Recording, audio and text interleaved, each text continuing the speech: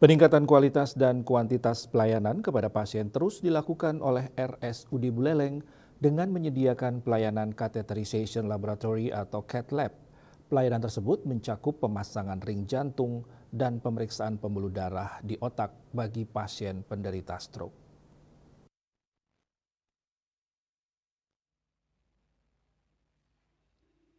Dirut RSUD Buleleng, Dr. Putu Arya Nugraha mengungkapkan kendati layanan catheterization laboratory cath lab masih diperuntukkan untuk pemasangan ring jantung dan pemeriksaan pembuluh darah di otak bagi pasien penderita stroke, kedepannya akan melakukan pengembangan pelayanan lainnya. Karena kan kalau dari Kementerian Kesehatan untuk pelayanan jantung terpadu kan mulai dari yang masih sekarang. Kalau nanti yang utama kita kan harus bisa mengerjakan bedah dada, bedah jantung. Ini kan yang non bedah intervensi.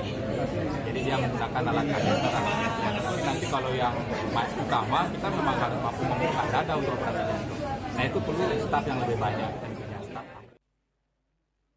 Sementara Direktur Medik dan Keperawatan Rumah Sakit Profesor Ngurah, Afan Priambodo menyatakan bahwa RSUD Buleleng yang menjadi pengampuan stroke nasional menjadi contoh dan pertama mendapatkan cath lab dengan pelayanan yang paripurna.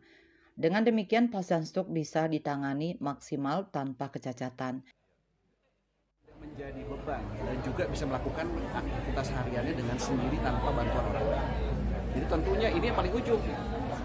Ini paling ujungnya adalah tindakan neurointervensi. Kalau ini udah ada artinya apa? Semuanya bisa dilakukan di RSUD Buleleng tanpa harus ke RSUD Prof. Ngurah yang biasanya membutuhkan waktu ke sana dan terlambat. Kalau terlambat akhirnya apa? Rusak otaknya, cacatnya besar, nggak bisa kembali normal dan menjadi beban dan juga tidak bisa melakukan kegiatan hari-hari secara sendiri. Ia menambahkan dengan adanya cath lab pasien stroke di Bali Utara dan sekitarnya akan mudah ditangani dengan cepat tanpa harus merujuk ke Rumah Sakit Profesor Ngurah. Yasri Yuli, Bali TV.